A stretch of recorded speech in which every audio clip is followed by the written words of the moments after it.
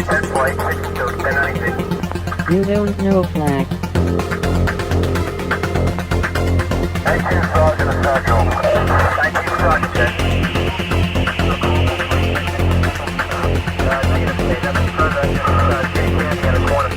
You don't know flag. Welcome to You Don't Know Flag, a podcast full of stories about retro gaming, retro computing, video games, arcade games, and technology from a guy who was there and still is. My name is Rob O'Hara, but for the next 30 minutes, you can call me Flag. Episode 124. Arcadia Retrocade. Hello and welcome to episode 124 of You Don't Know Flag. Today is Sunday, February 17th, 2013, and I am your host, Rob Flack O'Hara. Today on You Don't Know Flack, I'll be talking about the Arcadia Retrocade, a new retro arcade that has recently opened in Fayetteville, Arkansas.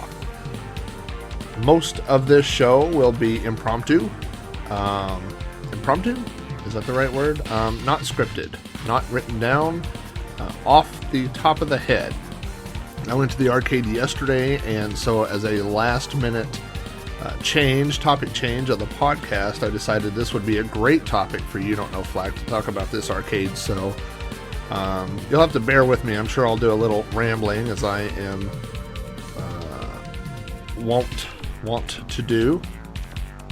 So this may be a little bit rougher than some of the other podcasts, but that's not important. What's important is that we're going to talk about retro arcades. So the song you're listening to right now was ripped from the Marvel Superheroes arcade game, and I thought that would be some fitting background music for the intro segment here, since we're going to be talking about a retro arcade.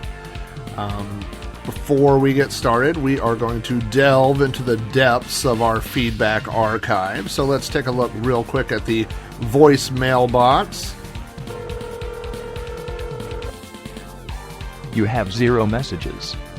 And once again, it's empty. No voicemails. I'm starting to think that the voicemail box will not be a very popular feature of You Don't Know Flack, but you never know.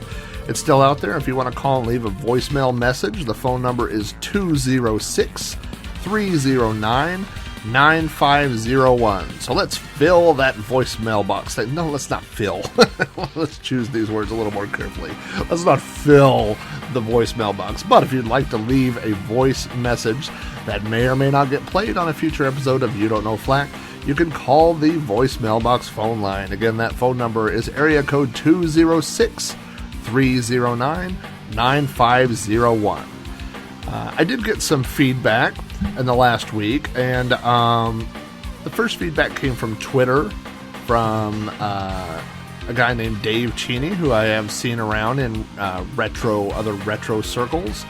And Dave says, congrats on keeping the podcast coming, which I really appreciate. I'm just thrilled every time I get a tweet or a message on Facebook or email or anything that lets me know people are listening. So that's awesome. So thanks, Dave. Dave says, seriously, the intro is getting out of hand. Dave is absolutely right. The intro to the last podcast, when I went back and looked, holy crap. I mean, it's like half an hour of feedback. So we will not let that happen again. Also, Dave says, and he says to take that as a suggestion, not a complaint. Well, it really deserved to be a complaint, but I will take it as a suggestion. Dave says, if I'm looking for podcasting ideas, maybe I could talk about the demo scene. And I would love to talk about the demo scene. Unfortunately, I know very little firsthand about the demo scene. I know what I know from downloading and watching computer demos. I will, something that just popped on my radar, I have been a fan of the Mind Candy DVD set. If you're not familiar with those, they are a series of DVDs and Blu-rays that have been done by Jim Trickster Leonard. Trickster is also the founder of Moby Games. If you've ever looked up a game on the internet and been routed to Moby Games, then you are a fan already of Trickster's work. There are 3 volumes of Mind Candy. The first volume is computer PC demos. The second one consisted of Amiga demos. And then the third release is PC demos of a later era. Let me scroll through the Wikipedia entry, which I should not be using. But the first DVD was more old school PC demos. So it was released in 2002, it says. So it would be things up to 2002. Volume 2 is the Amiga demos, and then Volume 3 is PC demos from 2003 to 2010. I did a review of the Mind Candy DVDs. I think I've reviewed all three of them now over at Review-O-Matic, one of my side projects that doesn't get much love anymore, but the URL to that is review-o-matic.com. There are reviews for the Mind Candy demo DVDs over there, and the first Mind Candy DVD is now free to download. So if you go to mindcandydvd.com, you could download the first Mind Candy DVD for free and burn it and watch all these just super cool old computer demos. So yeah, I wish I knew more firsthand about the demo scene. So you never know, I might do some research and do a show on it at a later date. But anyway, thanks to Dave Cheney for the tweet. I appreciate it. The other one came from, I got an email from Mike Rupert. Mike sent me an email that he wanted to let me know he enjoyed Invading Spaces, and that his collection has grown to 4 cabs, and one of them is Mat Mania, which is one of my favorite old school arcade games. I love Mat Mania, and I've talked about Mat Mania in some of my old podcasts and in Invading Spaces. And Mike suggested that I do an episode about the Great Video Game Crash. And when he said that, it totally clicked. I'm like, that is a great show topic.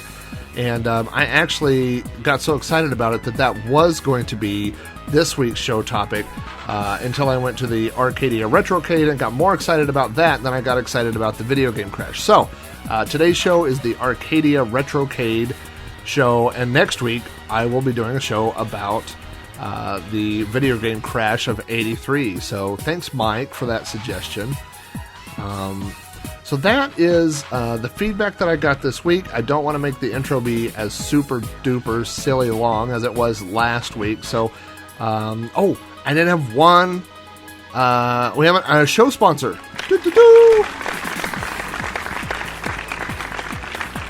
This episode of You Don't Know Flack is brought to you by the Don Rogers Radio Show. And the Don Rogers Radio Show is a weekly radio show.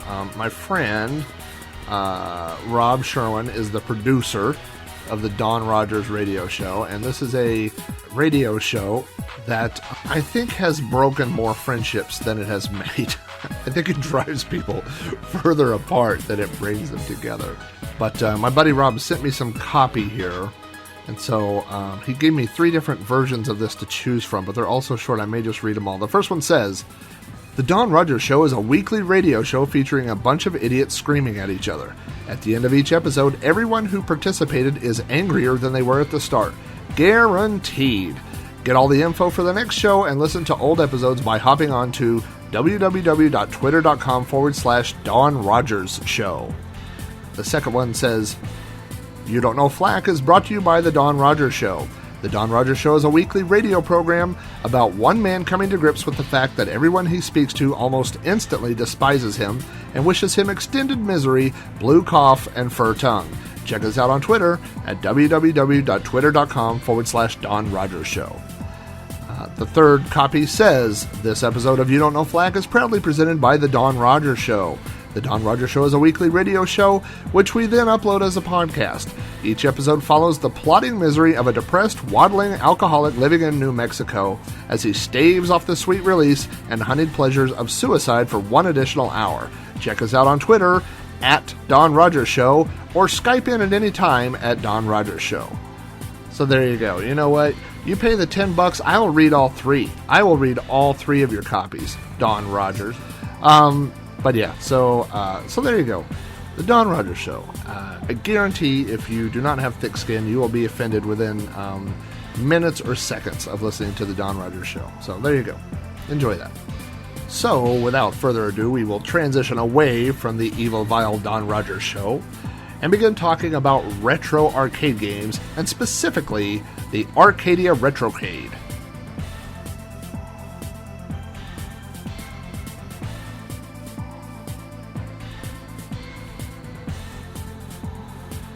Our story begins... When does the story begin? The story begins last summer, I believe. Last spring, last summer. I have to start out by saying that the world of collecting arcade games is pretty small. I won't say that I'm best friends with everybody in the Oklahoma City area who owns and buys arcade games, but the circle is pretty small. Chances are, if you have bought or sold arcade games in the Oklahoma City area, you have probably, I would say we're probably looking at most 2 degrees of separation, maybe 1 degree of separation. And also in the world of buying and selling arcade games, for me personally, I had a pretty big circle. When I would look on eBay, I would set my limit within about 250 miles. So from Oklahoma City, that would include western Arkansas. That would include the Dallas-Fort Worth area. That would include southern parts of Kansas up to Wichita. I went to Hutchinson a few times. So anyway, so there's this pretty big circle that I would drive to go pick up arcade games. And I bought games in all those cities, actually.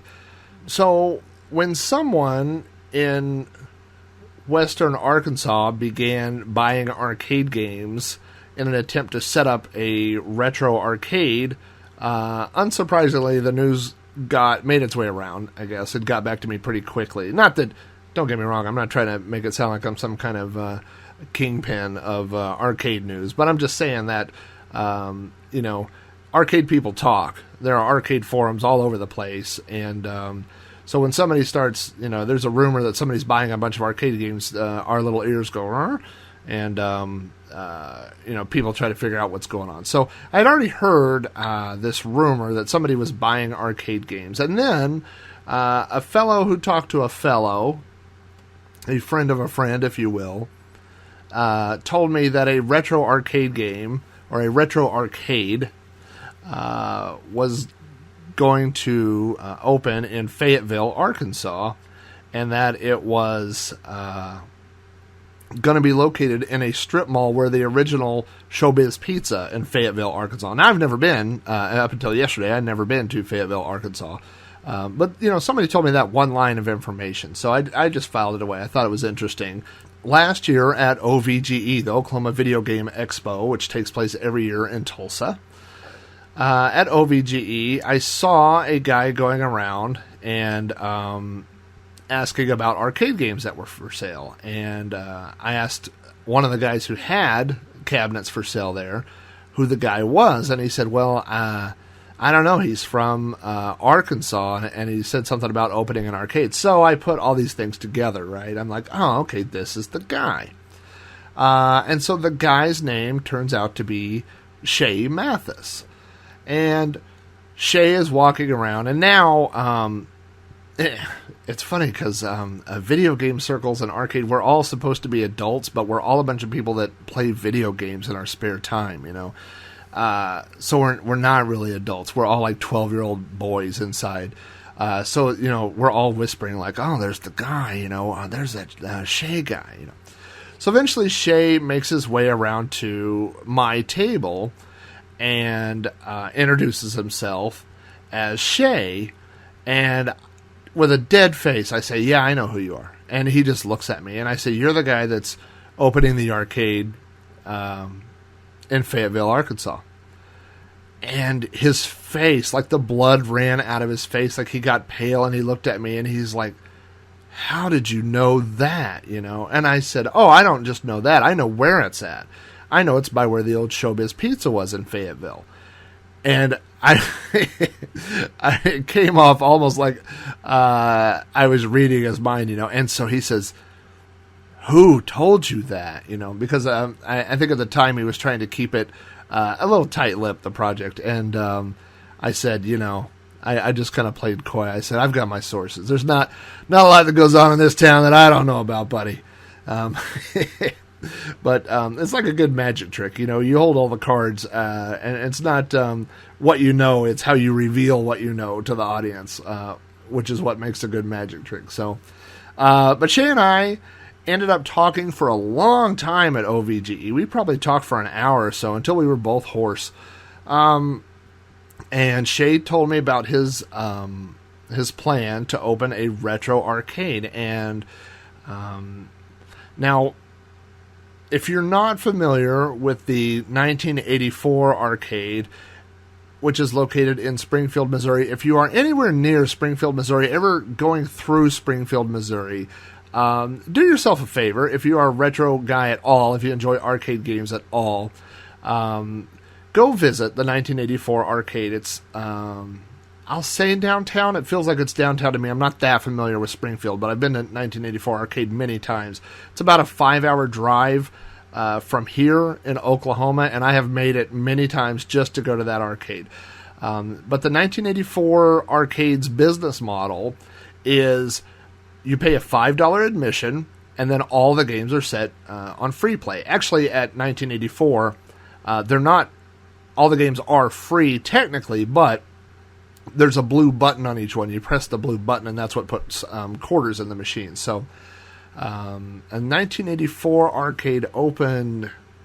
Well, I don't see it here on the website, but they've been open for 5 or 6 years, something like that. But yeah, so the business model is you go in, you pay $5, you go in, and then you can play all the games you want for as long as you want for that day. So that is the same business model that Shay was looking at for his arcade. So anyway, like I said, we talked for a little while. He told me about his arcade. I told him I'd be keeping an eye on progress and to keep me in the loop. And then we have a mutual friend, Vic Sage, who you may know. For you all who are also fans of the Retroist may be fans of Vic Sage's work in his posts, and also he participates on the podcast as well. So Vic is a mutual friend of me, mine, and Shay and mine. See, this is what happens when I do impromptu shows. I don't have time to perfect my grammar. So, that's where the story starts, last summer. And so time goes by, and, I hear about Shay buying more and more machines. And then he starts talking about having a grand opening last fall. And this was, I want to say in October, October-ish. And I, at work, was involved in several projects where I was traveling like a week, and then my wife would travel a week, and I had all these things going on, and he kept, the dates would move a little bit here, a little bit there, and then eventually, when they did have the grand opening, I wasn't able to attend because I was out of town or leaving or coming. I don't remember the details, but it doesn't matter. I wasn't able to go. But I've been meaning to go ever since then, so it's kind of been on my to-do list. And then this weekend rolled around, and it's a 3-day weekend. Today is President's Day, and we're always around here, around the Flackville, are looking for little weekend excursions to take. And so I pitched the idea to the family, hey, we should go check out this arcade. And everybody agreed that sounded like a good idea. So, yesterday morning, I looked up the hours, and on Sundays, they are open from noon to 6. So Friday, or Saturday, we had a few things going on, but we decided Sunday should be a dead day for a retro arcade. So we would go Sunday. We would drive to the Arcadia Retrocade, which is located at 1478 North College Avenue in Fayetteville, Arkansas. And Google Maps says that it is almost exactly 4 hours away from my location. So we thought, if we get up, this was my plan on Friday. This is my plan on Saturday, if we got up at 8 a.m. on Sunday and left, we would get there at noon, and then we could play for 6 hours, and then we would have 4 hours to come home.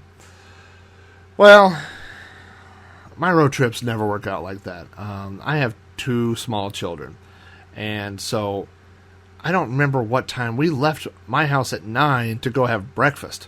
We weren't even on the road yet. And then we went and had breakfast. So we didn't get on the road till, I want to say, I don't know, almost 10. Because the GPS gave me, it was 10. Because the GPS said we would arrive at 1:30. Now, I had thrown a little cast out on Facebook to a couple of friends of mine. Earl Green, who you may know from thelogbook.com, and also my friend Brian Green, who runs he's working on several projects right now. He runs AmigaCD32.com, and both of those guys do live in Arkansas, so they agreed to meet me, and I said, great, we will be at the arcade between 1 and 1:30. Well, ha ha ha, says my GPS. As we are driving, we get to Tulsa, which is about halfway from Oklahoma City to Fayetteville, Arkansas. And we had lunch in Tulsa. This is all boring details that nobody cares about. But after lunch, we left, and there's this huge construction, and I don't know how we ended up getting turned around, but I ended up going through Pryor, Oklahoma, which I think is like 30 minutes northeast. It's essentially away from where I was going. And by the time I realized where we were, the GPS is like, screw it. Don't turn around now, buddy. You already kind of committed to going to Pryor. So I ended up, in the GPS, if you've ever had this moment where it says, my GPS said ETA 141, and then it just said, recalculating 220. I'm like, oh God, what did I just do? And at that point, like I said, turning around I'd already done, the damage was done by the way I had gone. So anyway, I arrived basically an hour later than what I had planned on arriving, but we did get to the arcade at around 2:30 on Sunday, and my friends were already there waiting for me, so we went in. And okay, first impressions of the arcade. First of all, this spot is like in a giant strip mall, and it's kind of back in the corner. So I had the address on the GPS, and I didn't originally see it from the road because it's kind of back up in a big parking lot and in a corner. So when I came in, I was like, it's got to be here. And then we did see it, so we went in. And then when you go in, when we went, you'll either be greeted. We were greeted by Shay and his brother Shannon. They were both standing up front. And Shay, if you go to Arcadia, I'm sure you'll get the chance to meet Shay. And this is a guy who is like bubbling over with enthusiasm about this project. I mean, you can tell every single part. He's had his hands on every part of this arcade, every little thing that has happened in here. He has worked on or looked at.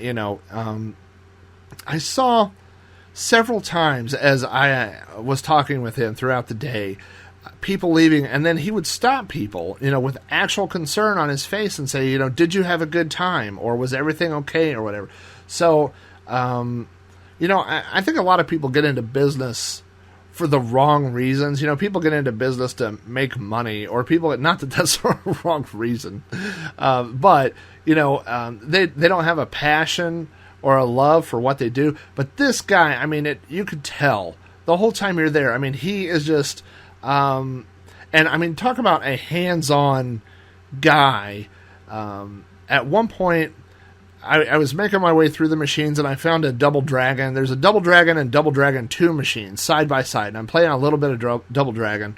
And then I look, and here comes Shay walking down the aisle with one of those little sweeper vacuum things. And then we had a little joke, and he says, he was telling me how much he enjoyed vacuuming up Skittles, because as kids step on them, they just kind of squish out, but they don't mash into the carpet, and it all kind of stays in one piece, But, this is the guy, the owner, and the guy running the place, and here he is, vacuuming up Skittles. So it's It's not a one-man operation, but it is a small operation, and these guys are really busting their hump to make things work. So anyway, so you pay your $5 and you step into Arcadia, the Retrocade. And so Shay gave us a little mini tour. He showed us, I guess I would say there are three or four major areas of it. The first is there's a back-to-back row of classic machines up front. So by classic machines, and I'm totally just going off the top of my head here, that's where you've got your Pac-Man, your Miss Pac-Man, Centipede, Dig Dug. What else was up there? All the Donkey Kong Jr., I think Donkey Kong 3, the original Mario Brothers. So all that stuff is up front. I mean, it's really like a who's who of classic games. I mean, just right up front, And just a few days before we had arrived, earlier this week, Shay picked up a working Dragon's Lair and Space Ace machines. So, right up in the front, towards the front window, I'm like, are you kidding me? I don't remember the last time I saw a working Dragon's Lair. I mean, I've seen a few of them around, but they are so fragile. The laser discs on those things are experiencing bit rot. The laser discs are dying. And then when the Laserdisc player inside a Dragon's Lair machine dies, you can't get those Laserdisc players. There are replacements that, take a little bit of modification to get them to work. But, so these are like not just... And they're not roped off. There's nobody guarding you or, it's not set off as a museum piece or whatever. The whole time when I was there, there was a... while I was playing Dragon's Lair, there's a 10-year-old kid next to me playing Space Ace, which, by the way, it won't take long for people to remember. People remember those games as being great games. Laserdisc games are horrible games. They were very... they were a little unique time in arcade history. But as far as games, Mason, of course, my son, who's 11, went with me. And he tried playing them both, and he goes, this isn't like the games I play where you can control the guy. I don't know what you're supposed to do. And I'm like, well, when it flashes, you're supposed to do something. He goes, I did. It doesn't do anything. I go, well, there you go. Yeah. So anyway, then there is a long row of machines, and Shay has picked up so many machines that it's kind of tight quarters right now. I mean, stuff is really packed in. But there's just these two long rows of machines. I can't even remember everything that was there. I'll have to look up some of the things that were there. But like I said, that's where Double Dragon 2 were. There were just so many. I saw a Tubin machine over there. There was a Tetris machine, a Battletoads machine. Just so many different machines. And I said there's two areas, but there's more than that, because then there's a riser type area right in the middle. With this wooden riser that goes up a little bit.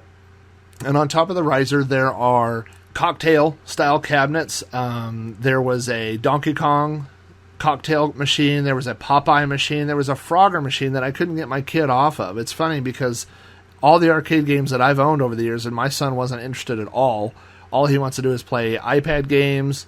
He's kind of off the DS right now. He was a big DS gamer. But yeah, it's mostly like iPad games and Minecraft. Anything that'll play Minecraft. But suddenly, I can't get him off Frogger. He's going for the high score on Frogger. But you have all those games up there. Then there was a little nook, I guess I'd say, with about 10 driving games. There's a 3-player off-road, which I owned a 3-player off-road. That was one of the machines that just killed me to sell, because I really enjoy that game. And so that was there. There's a championship sprint. There's an original sprint, the old black and white 2-player sprint game. And it wasn't working when we were there, but when that thing gets fixed, I hope kids appreciate that. There's a sit-down turbo machine. There's a super hang-on. So there's a lot of little driving games there. And then there's a back section in the rear of the arcade where I'm trying to think what was back there. There's a 4-player Simpsons. There's a few 4-player machines back there, and there's a Tron machine, which is like almost tucked all the way in the very back of the arcade. I would have loved to see that, showcased more out in the arcade somewhere, because I didn't even see it the first time around. But then the second time, of course, I did see the Tron machine. And then in the very back of the arcade is another one of Shay's new acquisitions. A Discs of Tron environmental cabinet, which I can only remember seeing 2 of them. One of them is owned by my friend 98 Pace Car, and his has been sitting in his garage for as long as I've known him. I think it works. It's just such a huge beast of a cabinet. I don't know that he has anywhere to put it. And the other one is back at Photon, when I played Photon, which closed down when I was like 15. So it's been a long time, and it turns out the hole on the side to get into an environmental Discs of Tron cabinet is much smaller than I remember. At the age of 15, I was easily able to slide in and out of that little slot, and I eyeballed trying to get in, but there were too many people around this one, and I didn't want to get stuck. And the environmental Discitron, that would make for a bad day for everybody. There's a old fat guy stuck in the environmental Discitron, so I did not play environmental Discitron. But then there's several little like nooks and crannies around the arcade. There's a area in the back, like a little collector's shelf area. Oh yeah, there's on that riser in the middle is an old school style console TV with an Atari 2600 hooked up and a stack of Atari games and a little couch there. So I saw people like all day sitting around playing Atari and stuff.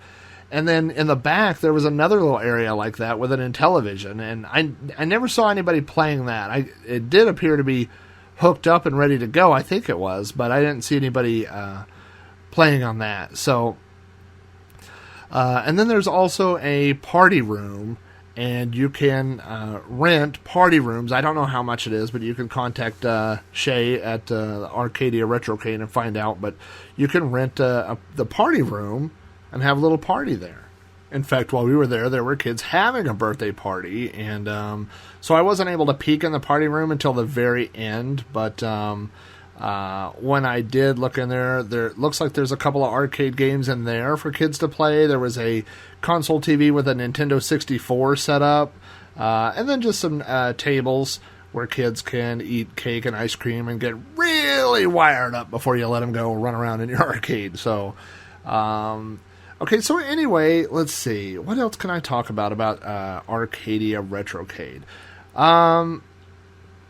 There are a few things, and I am working on an email to send to Shay right now. We saw a few things, like, we thought that there weren't very many things on the wall, like decoration-wise and stuff. I mean, there are some in the front area,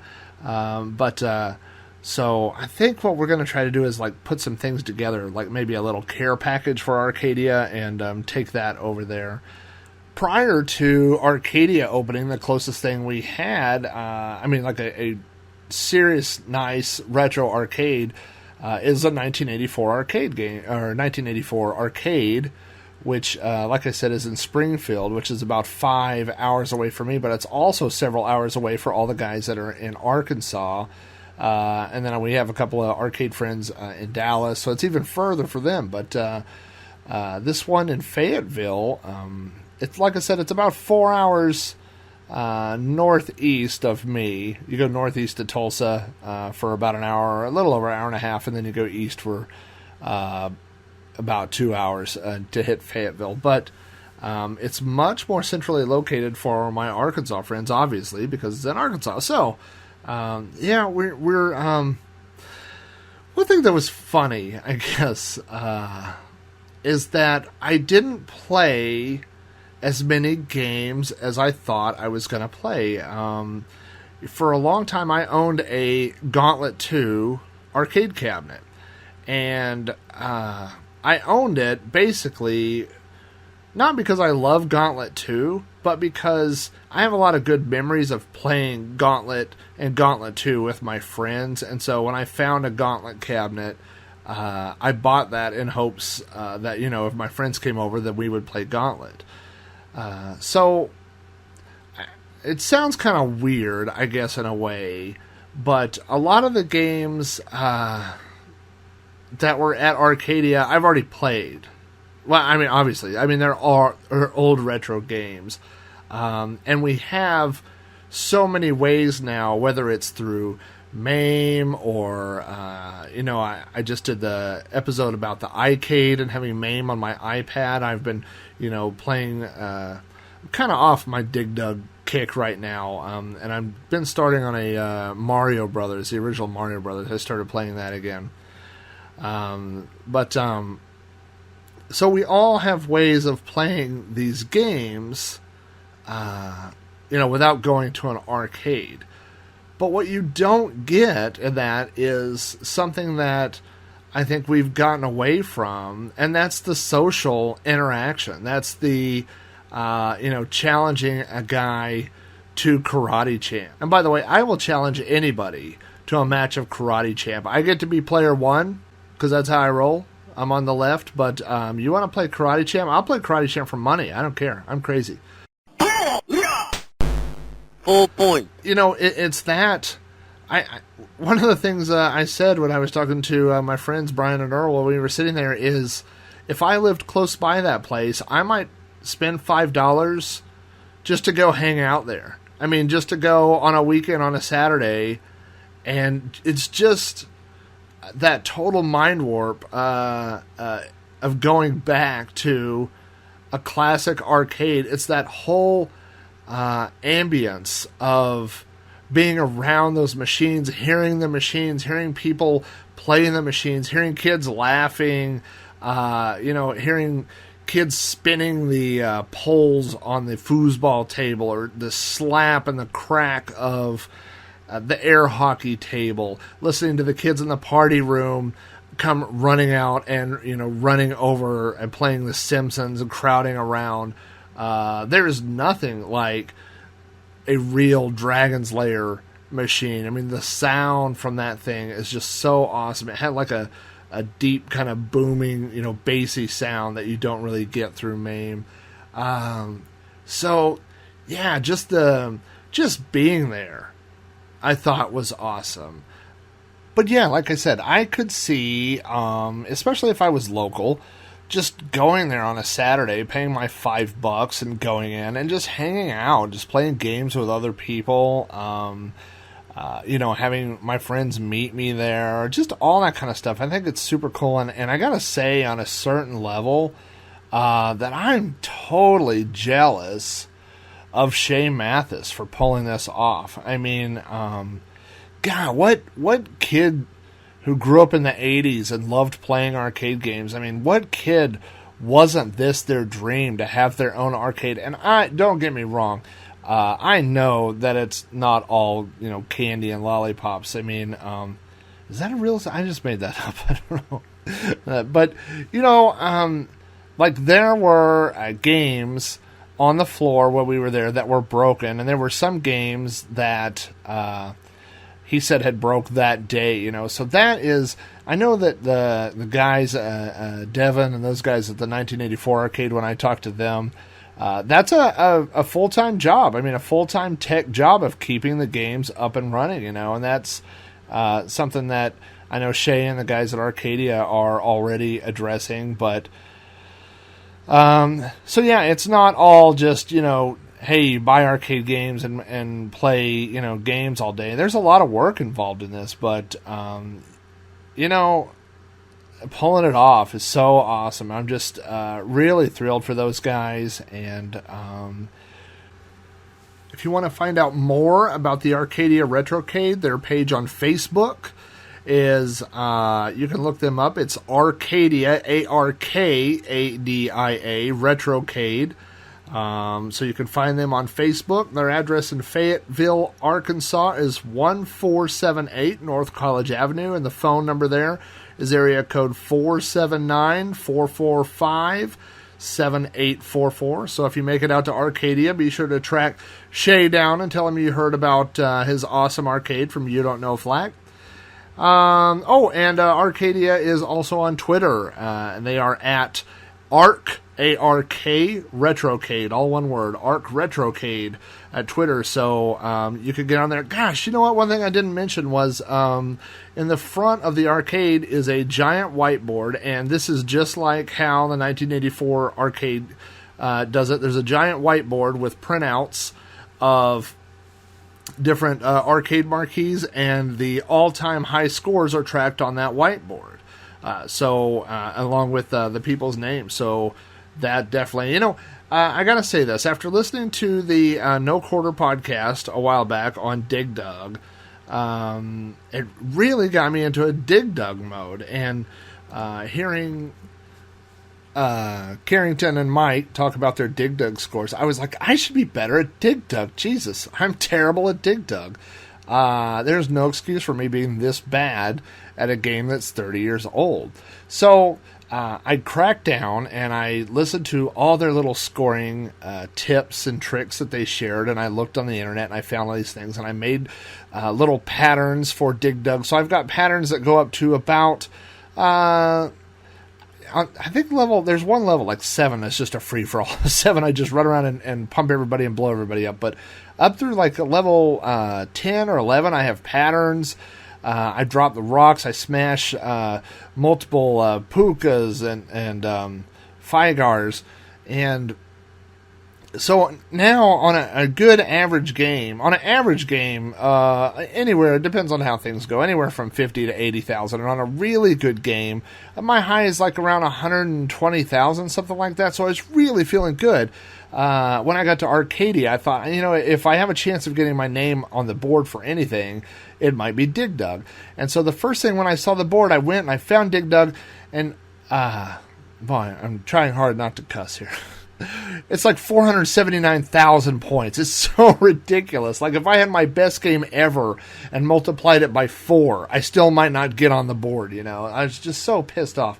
It turns out I really enjoy retro games, and I'm really terrible at most of them. There's not very many games that I'm good at. Even some of the ones that I owned I wasn't good at, which there's no excuse for that.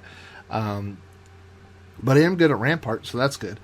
But anyway, yeah, so I think maybe that'll be one of my next things, is I may pick a game, look at the high scores over there at Arcadia, and really set my sights on tackling one of those. So I may try to do that. But anyway, in the meantime, if you happen to find yourself in Fayetteville, Arkansas, which is a couple of hours east of Tulsa, Oklahoma, or if you're traveling across country on I-40, you can hit the interstate right off of I-40 right around Fort Smith, Arkansas, and go north and you'll hit Fayetteville. It's just south of Bentonville, which is the headquarters of Walmart.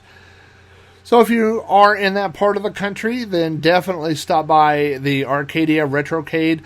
Shay was a tremendous host. We appreciate all his hospitality, and all of us that went yesterday are looking forward to going back to Arcadia again and spending some more time and helping Shay make all his retro 8-bit arcade dreams come true. So again, thanks Shay for having us out. Thank you guys for listening to the podcast. If you want to send me feedback about the show, you can send it to Rob O'Hara at robohara.com. You can call the voicemail box. You can leave feedback on the podcast site. There's a million ways to get a hold of me, so please do that. Send me feedback. This is the end of episode 124. Next week we will be talking about the great video game crash of 1983 and how I didn't know it had happened. So, once again, thanks for listening to You Don't Know Flack, and I will see you guys next week.